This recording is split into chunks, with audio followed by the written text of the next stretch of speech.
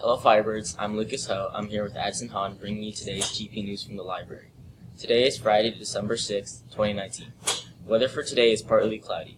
Current temperature is 52 degrees with a high of 70 degrees. Today is an early release at 1:30 p.m.